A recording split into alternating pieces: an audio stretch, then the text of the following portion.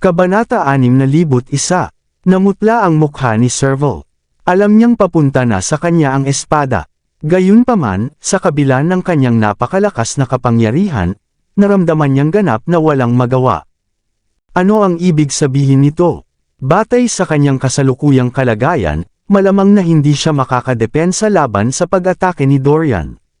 Walang pag-aalinlangan, mabilis na hinampas ni Serval ang kanyang kamay sa kanyang upuan at lumabas sa bintana.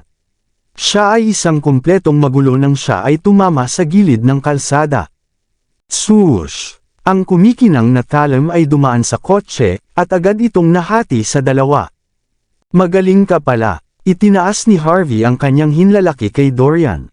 Ito ay isang kahangahangang pag-atake, at sigurado si Harvey na hindi niya magagawa ang bare-handed. Pero sa kabilang banda, hindi pa siya nakakapag-eksperimento sa paggamit ng mga armas. Marahil ang kotse ay madudurog pagkatapos nito. Sabihin mo sa akin, mayroon ba akong karapatang makialam ngayon? Ibinalik ni Dorian ang kanyang espada, at kalmado niyang tiningnan si Serval.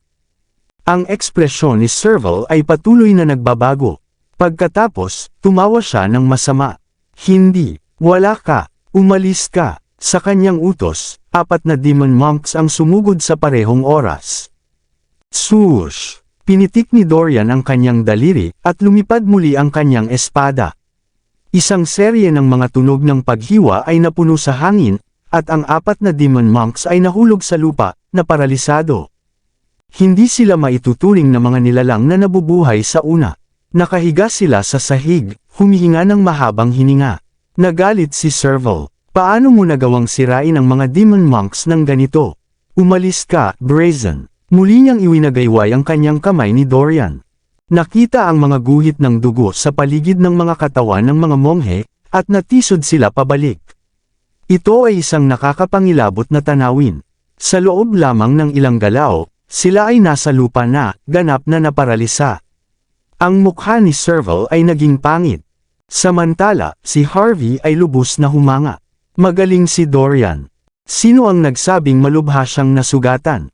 Hindi katakataka na ang sangay sa outskirts ay nasa ilalim ng kontrol sa loob ng napakaraming taon. Sigurado siya na kahit na hindi siya bumisita sa sangay sa outskirts ng Lungmen, madaling makayanan ni Dorian si Wesen. Nagtataka ako kung sino ang maaaring maging kahanga-hanga. Ikaw pala si Mr. Dorian. Sabi ni Serval. Sa wakas ay nakilala niya ang lalaki sa harap niya. Lahat ng 36 na pinuno ng sangay ng Lungmen ay nakakahawak sa kanilang mga posisyon saan man sila naruroon. Taya ko na dapat ay nakakaramdam ka ng kawalang katarungan na ma-post sa isang lugar na tulad nito. Dahan-daang lumapit si Serval. Hindi na siya naglakas loob na kumilos ng mayabang. Curious ako. Anong karapatan ang mayroon ng lalaking ito para maprotektahan ka? Gusto mo bang maging manugang siya dahil lang sa niligtas niya ang iyong anak na babae? Ang kanyang mga salita ay puno ng pangungutya. Kung ganoon, hihilingin ko sa small sect na panatilihin siyang buhay para sa iyong kapakanan. Kalmadong tumingin si Dorian kay Serval. Kahit na sabihin ko sa iyo ang dahilan, talagang sa tingin mo ba na makakalabas ka ng buhay dito? Ang mga taong masyadong nakakaalam ay laging namamatay. Talaga bang gusto mong malaman? Kumurap ang mga mata ni Serval nang marinig niya ang mga salita ni Dorian.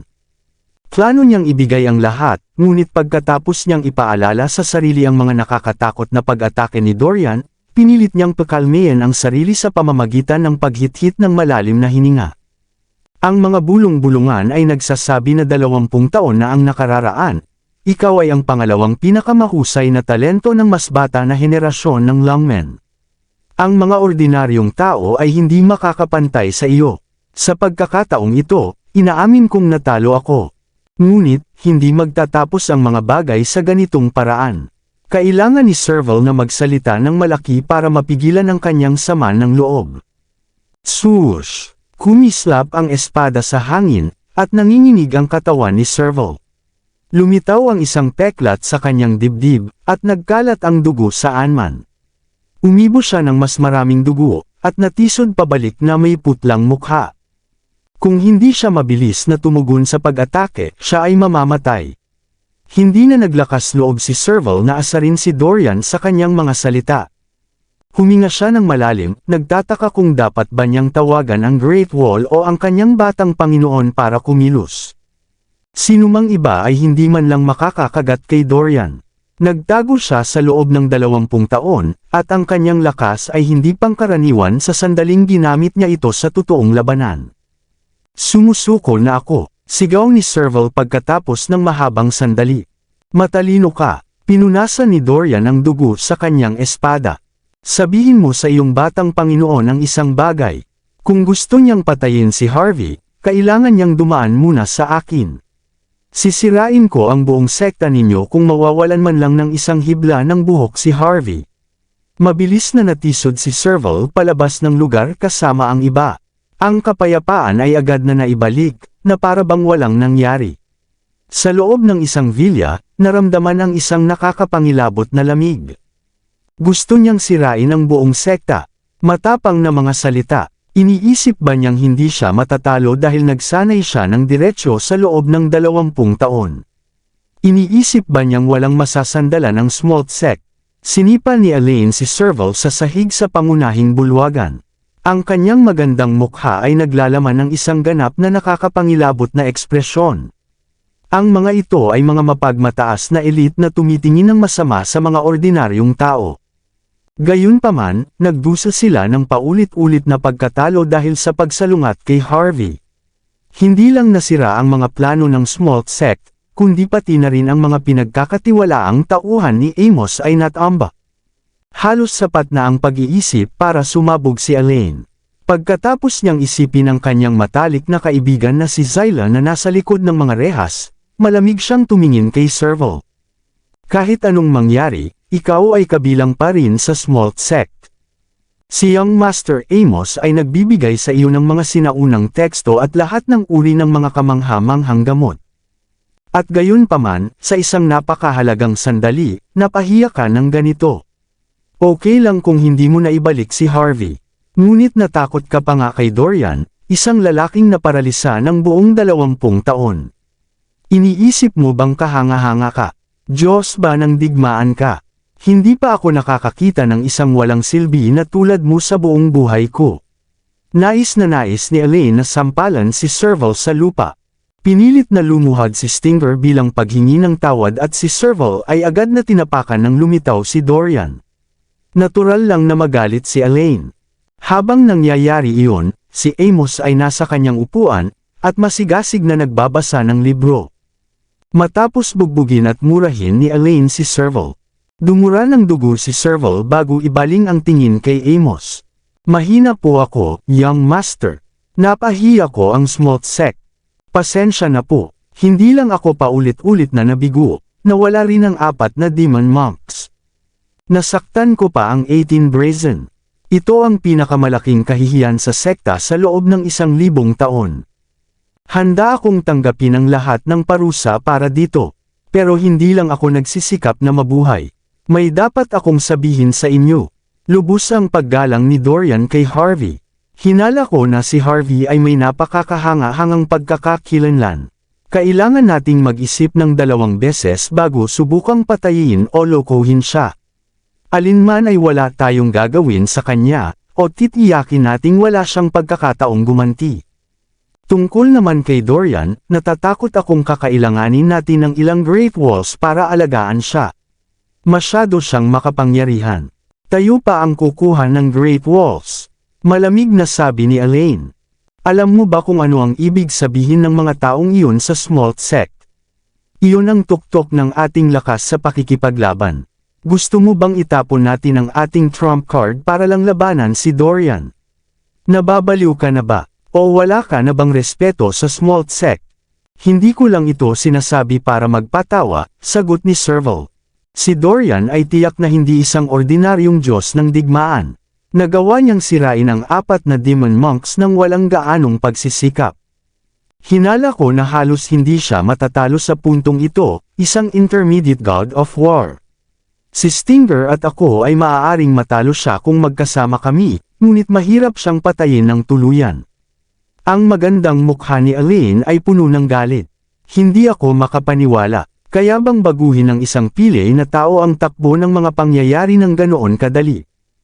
Tingnan natin ito sa ibang paraan. Inilapag ni Amos ang kanyang libro na nagpapakita ng isang mausisang ekspresyon.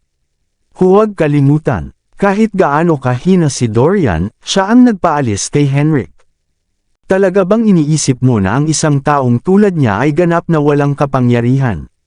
Kailangan niyang gumawa ng imaheng iyon para sa kanyang sarili. Hindi lang siya may kakayahan, marunong din siyang maging maingat. Nangangahulugan ito na hindi siya mapusok, at napakahirap niyang pakitunguhan. Ang Smolt Sect ay may higit sa 1,000 taon na kasaysayang, ngunit ang pakikipaglaban sa isang taong tulad niya ay hindi makikinabang sa atin. Tama si Serval sa pagkakataong ito. At least siya ay kapakipakinabang pa rin, at nagdala rin siya ng mahahalagang impormasyon. Kung hindi, magdurusa tayo ng malalaking pagkalugi sa pinakamahalagang sandali, lalo na kung hindi natin alam kung sino ang ating kalaban.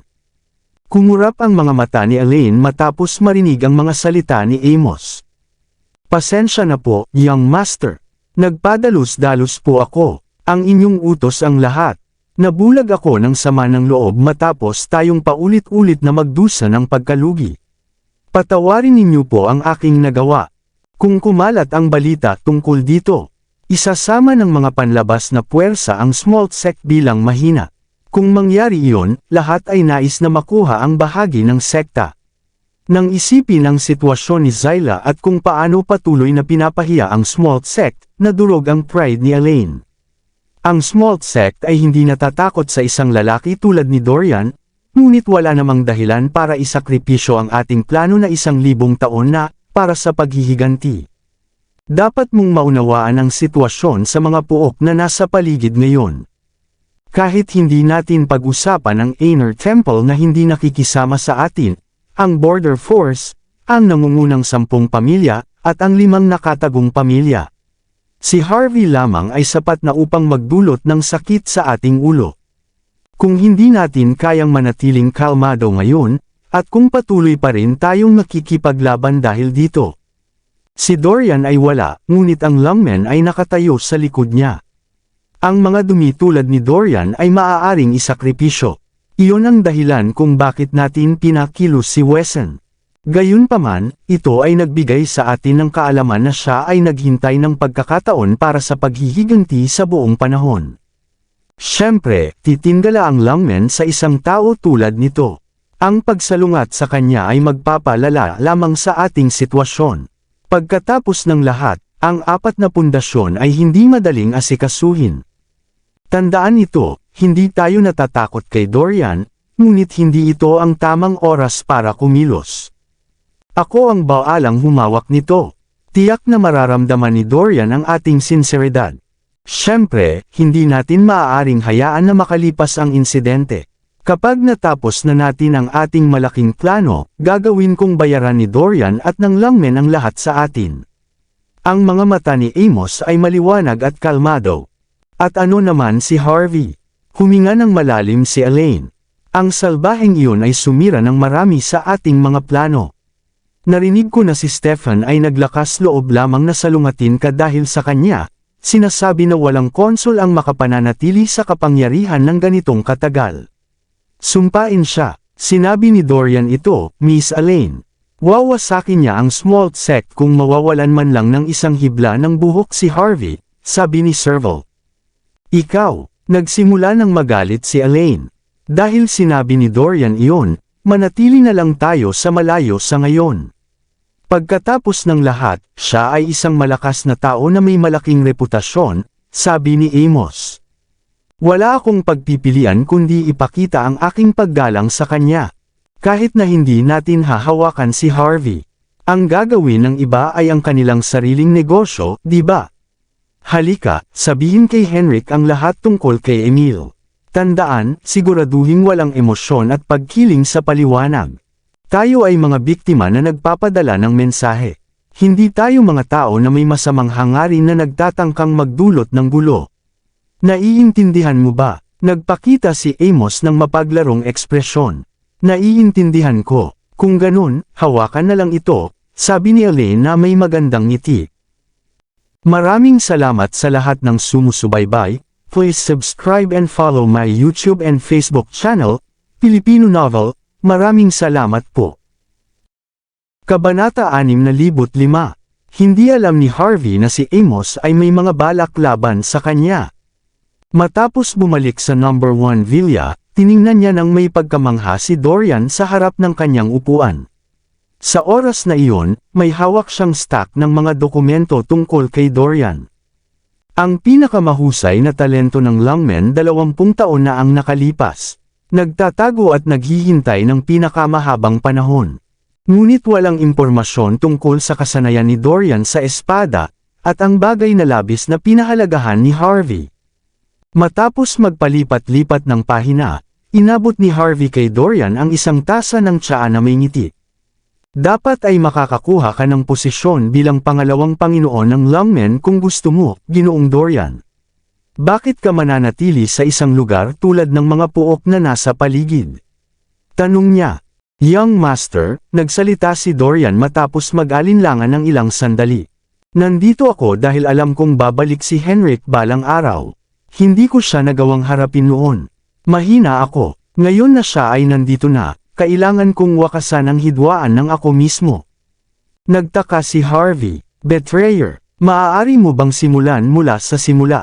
Kung tama ang aking alaala, nagkaroon kayo ng hidwaan ni Henrik dahil sa posisyon ng pinuno ng sangay, tama ba? Sa ibabaw, oo, bahagyang tumawa si Dorian. Ngunit isipin mo, bakit ko kailangang magpanggap na paralisado sa loob ng 20 taon kung iyon ang kaso? Noon, gustong ipagpalit ni Henrik ang martial art ng Longmen para sa genetic science ng Amerika upang ma-modify ang kanyang katawan. Nalaman ko ang tungkol doon. Sinubukan niyang pahalagahan ang Amerika, desperado na gawing tulay ang mga puok na nasa paligid. Nagmukhang nag-aalala si Harvey. Sa normal na kalagayan, si Henrik ay kabilang sa Wolven tribe at sa Higgs family. Siya rin ay bahagi ng sangay ng Longmen sa outskirts. Bakit nga ba ang isang taong tulad niya ay makikasama sa kaaway sa simula pa lamang? Ako ang may kasalanan dito. Nagbuntong hininga si Dorian. 20 taon na ang nakalipas, ang aking ama ay isang matatandang miyembro ng sangay sa mga puok na nasa paligid. Alam niya kung gaano ako kalakas. Kaya, bago kami nag-spar ni Henrik, hiniling na niyang ibigay ang posisyon sa pinuno ng sangay. Nagalit si Henrik nang malaman ito. Sinabi niyang walang silbi ang mag-spar dahil ako na ang naitalagang bagong pinuno ng sangay. Dahil dito, nagpasya siyang ipagkanulo ang Longmen at ibinenta ang maraming impormasyon nito sa Amerika. Sa mga taong iyon, ang kanyang mga kontribusyon ay nagdulot ng malaking pagkalugi sa 4 na pundasyon sa ibang bansa. Nagpakita si Dorian ng mapait na ekspresyon. Nagtaka si Harvey, at nalilito. Naiintindihan niya ang nararamdaman ni Henrik. Hindi makatarungan para kay Dorian na itanghal bilang bagong pinuno ng sangay bago ang resulta ng sparring.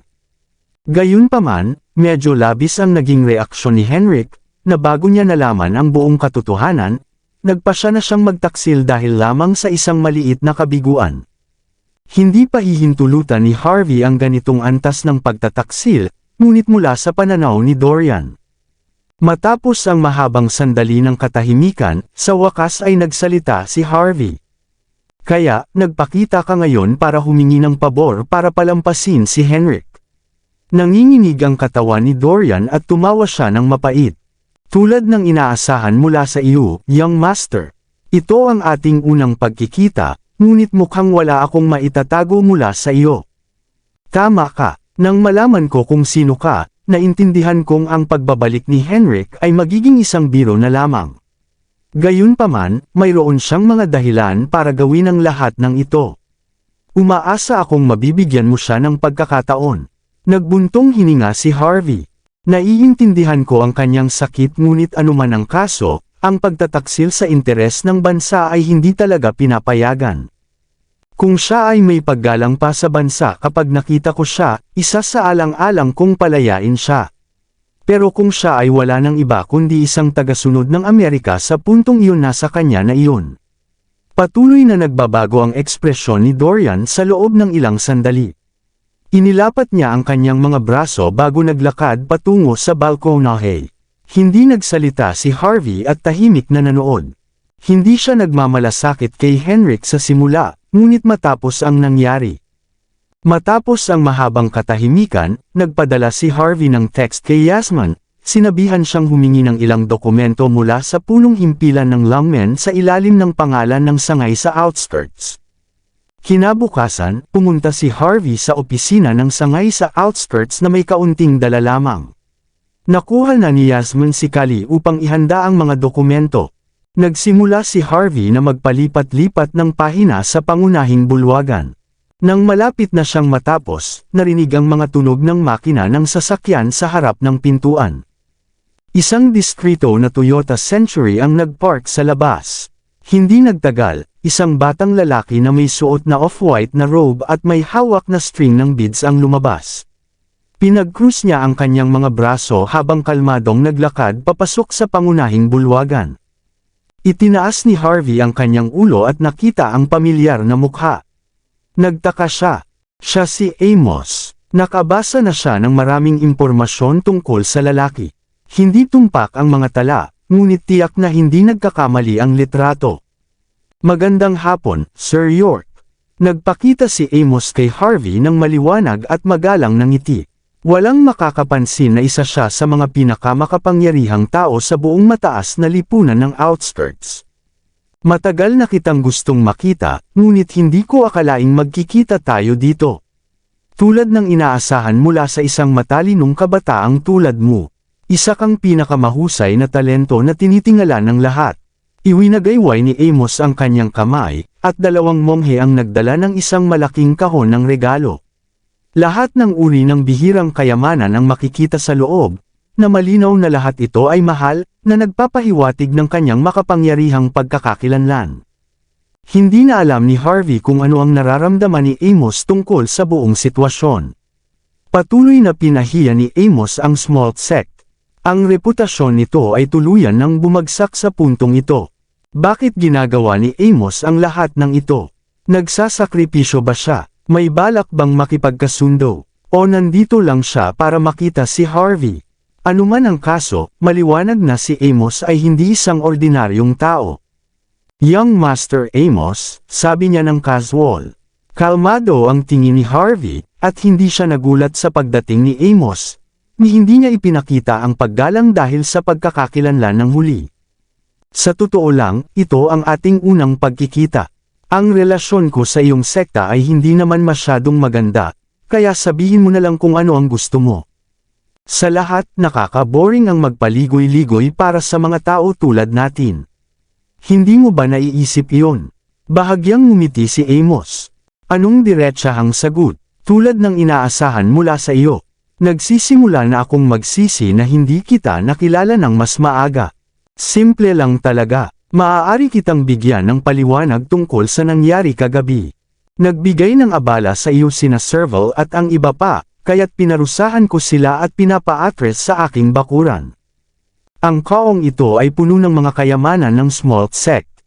Hindi ito sapat upang makabawi sa mga dinanas mo, ngunit dapat itong ipakita ang aking sinseridad.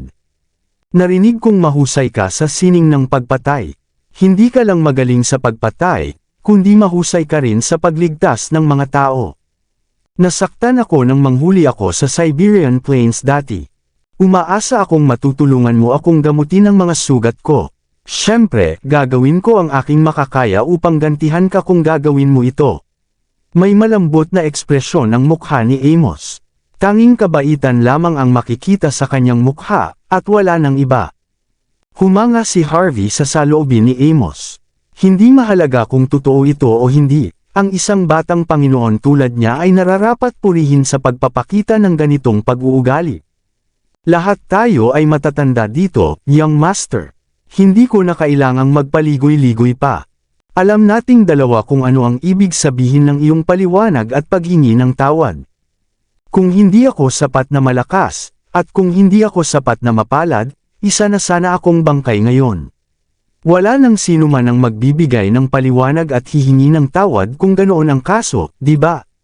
Natatakot kang maapektuhan ang mga interes ng Smalt Sect, Natatakot kang masira ang buong plano ng sekta. Sabihin mo na lang ng diretsyo, at maupo na lang ako sa tabi. Tungkol sa mga bagay na ito, maaari mo na lang itong dalhin. Kumurap ang mga mata ni Amos, ngunit agad siyang nakabawi ng ngiti. May kasabihan, Sir York.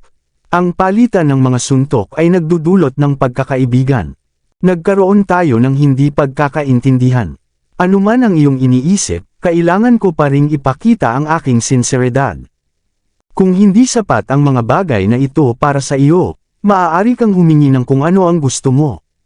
Titiyakin kong matutugunan ang iyong mga hangarin. Ngumiti si Harvey matapos marinig ang mga salitang iyon. Kung ganon, magsasabi na ako ng direkta. Papatawarin kita kung ibibigay mo ang 7-eyed beads. Ganon lang kasimple. Kumurap ang mga mata ni Amos at tumawa. Huwag mong gawing biro ito, Sir York. Sa lahat ng bagay, wala namang halaga ang mga bagay na iyon para sa iyo. Ganun ba? Tumawa si Harvey. Narinig ko na ang 9-eyed beads kapag pinagsama ay nagbibigay ng walang hanggan na buhay. Mayroon akong 1 at 9-eyed bead.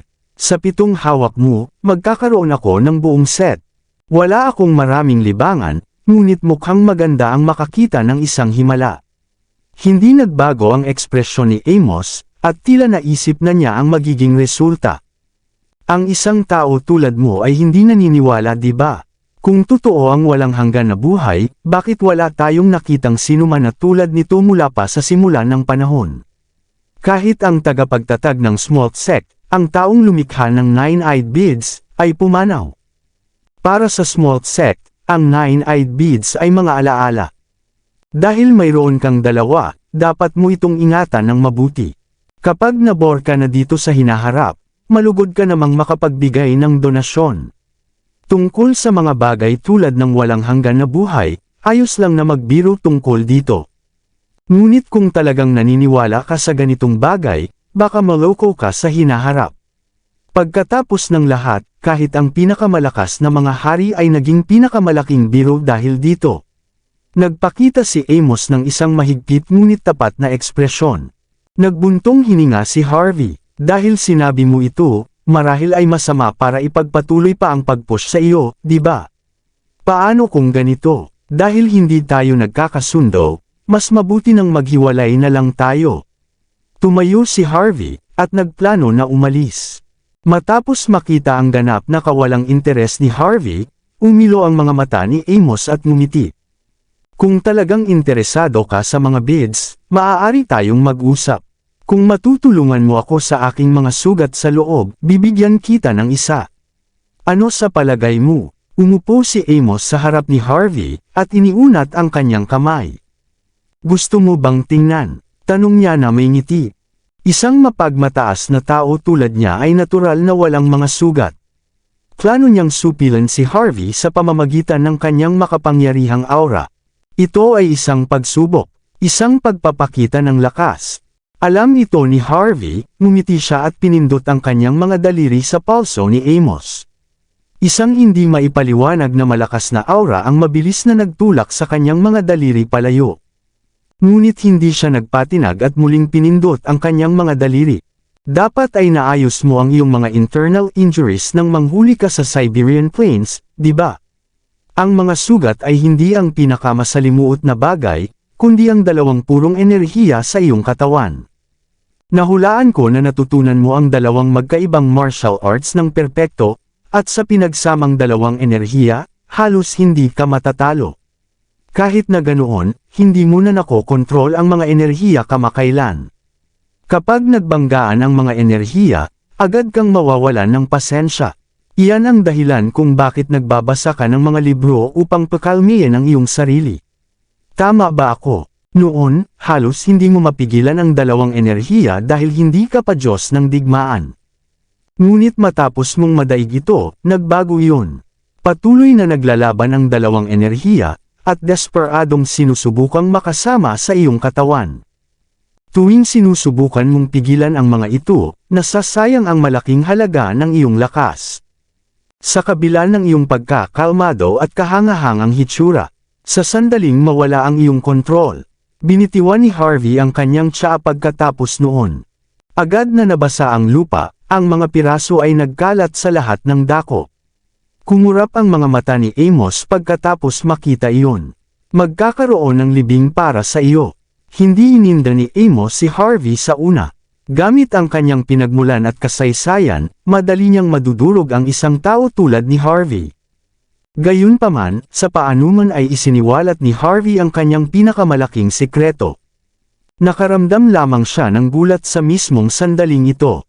Kahit ang mga pinakamalapit sa kanya ay hindi alam ang tungkol dito, ngunit nagawa ni Harvey na makita ito na parang walang anuman. Kahit ang kanyang guro mula sa Aidnar Temple ay walang ideya kung paano haharapin ang problema. Huminga ng malalim si Amos bago bahagyang ngumiti. Sir York? Hindi, Master York. Sa kabila ng sinabi ng lahat, hindi ako naniniwala na ikaw ay isang dalubhasa. Ngayon, wala na akong alinlangan. Ang dalawang enerhiya sa loob ay ang nagpagawa sa iyo ng isang Diyos ng digmaan. Kung makontrol ko ang kapangyarihang ito, ang aking lakas ay doble ang sa iba sa parehong antas ko. Bukod dito, magkakaroon ako ng pagkakataong mapahusay ang aking kakayahan sa hinaharap. Mahirap kontrolin ang dalawang enerhiya, ngunit ang mga ito rin ang aking pinakamalaking oportunidad. Nagpakita si Amos ng isang mapaglarong ekspresyon. Sinabi mong magkakaroon ng libing sa sandaling mawala ang aking kontrol. Ngunit sinusubukan mo lang akong takutin, hindi ba? Nagpakita si Amos ng isang bahagyang mapanghamak na ekspresyon, na parang si Harvey ang pinakamalaking biro. Sa oras na iyon, nagpapakita siya ng isang mapanghusga ngunit malalim na tingin. Maliwanag na plano ni Amos na alamin kung ano ang tunay na intensyon ni Harvey. Gayunpaman, hindi masyadong nagbago ang ekspresyon ni Harvey. Malakas ka, naging Diyos ka ng digmaan sa kabila ng iyong pagiging bata pa, at halos umaasenso ka na sa isang mataas na antas. Gayunpaman, ang mga enerhiya sa iyong katawan ay tuluyang mawawalan ng kontrol sa sandaling mangyari iyon. Mawawala mo ang lahat pagkatapos noon. Tumawa si Harvey. Dapat kong bisitahin si Stefan at sabihin sa kanya ang tungkol dito. Ang kanyang arch-enemy, ang taong pumipigil sa kanya sa buong panahon, ay malapit ng mamatay.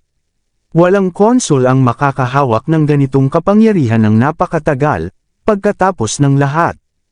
Kapag kinuha ni Stefan ang iyong posisyon, titiyakin kong kukunin ko ang 7 natitirang beads. Kumurap ang mga mata ni Amos. Sinasabi mong mamamatay ako kung susubukan kong umabanti. Higit pa o kulang. Pagkatapos ng lahat, ang mga martial artist ay ang pinakamahina kapag nakarating sila sa yugtong iyon. Batay sa iyong sitwasyon, walang silbi ang kahit gaano karaming tagapagtanggol ang mayroon ka. Sagot ni Harvey. Kabanata 610. Kumaway si Harvey, na sinenyasan si Kali na magpadala ng 2 pang tasa ng tsaa. Isang tasa ang inilagay sa harap ni Amos. Hindi gusto ni Harvey si Amos. Wala namang saysay ang makipaglaban sa isang taong namamatay na. Dahan daw ang uminom si Amos ng kanyang tsaa upang mapakalma ang kanyang pagkabigla. Pagkatapos ay tumingin siya ng malalim sa mga mata ni Harvey. Ano ang gagawin mo para harapin ang isang sitwasyon na tulad nito? Nagpakita si Amos ng isang malalim na tingin, determinado na makita ang bawat iniisip ni Harvey. Simple, hiba't balikat si Harvey. Pigilan ang iyong pagsasanay, magsimula muli. Huwag kalimutan na huwag magsanay ng 2 magkaibang martial arts ng sabay. Pumili lang ng isa, alinman doon, o pagsamahin mo ang 2 enerhiya sa isa. Kailangan mong gumawa ng isang bagong martial art gamit ang mga pundasyon ng 2 natutunan mo na, bagaman. Hindi lang iyon magpapakalma sa iyong mga enerhiya, dadalhin ito ang iyong mga kasanayan sa susunod na antas. Maaaring mukhang mahirap ito para sa iyo, gayunpaman, mapait na tumingin si Harvey kay Amos. Alinman ay pipigilan ko ang aking sarili, o pagsasamahin ko ang aking mga enerhiya. Nagbuntong hininga si Amos. Matalino ka, dapat mong malaman na ang isang tao tulad mo ay hindi kailanman pipili ng unang opsyon. Kung pipigilan ko ang aking sarili, ang aking mga kaaway ay hindi na magbibigay ng isa pang pagkakataon para bumangon. Gagawin nila ang lahat ng kanilang makakaya upang pigilan ako. Ang aking pinakamagandang taya ay pagsamahin ang aking mga enerhiya. Nakakahiya, wala akong maraming talento para gumawa ng isang bagong martial art para doon. Magagawa mo ba iyon? Kung hahayaan mo akong makita kung ano ang kaya mong gawin, hindi ito magiging mahirap. Ngunit, may presyo palagi, sabi ni Harvey. Nagbuntong hininga si Amos, pagkatapos ay tumingin ng malamig kay Harvey. Kung maaayos mo ang aking problema, ibibigay ko sa iyo ang lahat ng 7-eyed beads. Ano sa palagay mo? Gayunpaman, ito ay medyo nakakaabala. Ang aking mga martial arts ay mga sikreto ng small sect. Sisikmurahan ako ng aking master kung hahayaan kitang makita ang mga ito. Natatakot akong kailangan mong magbigay ng paraan para kumbansihin siya. Ngumiti si Harvey. Naiintindihan ko. Pagkatapos ng lahat, ang small sect ay magdurusa ng isang kapalaran na mas masahol pa sa kamatayan kung malalaman ko ang tungkol sa iyong lihim na martial arts. Maaari kitang pangakwan nito. Kung ipapakita mo ang 2 martial arts at sisang-ayon sa aking kondisyon, ililigtas kita, kahit na kaibigan ka o kaaway. Dahil patuloy kang nagsasanay, sa tingin ko ay nasa gilid ka na ng pag-asenso sa kabila ng patuloy na pagpipigil sa iyong mga enerhiya. Huwag tumawag kapag nasa bingit ka na ng kamatayan. Hindi ko na maililigtas ang mga patay. Tumayo si Amos na may bahagyang ngiti. Huwag kang mag-alala, Master York. Dahil ito ay tungkol sa aking kaligtasan. Titiyakin kong bibigyan kita ng sagot sa lalong madaling panahon.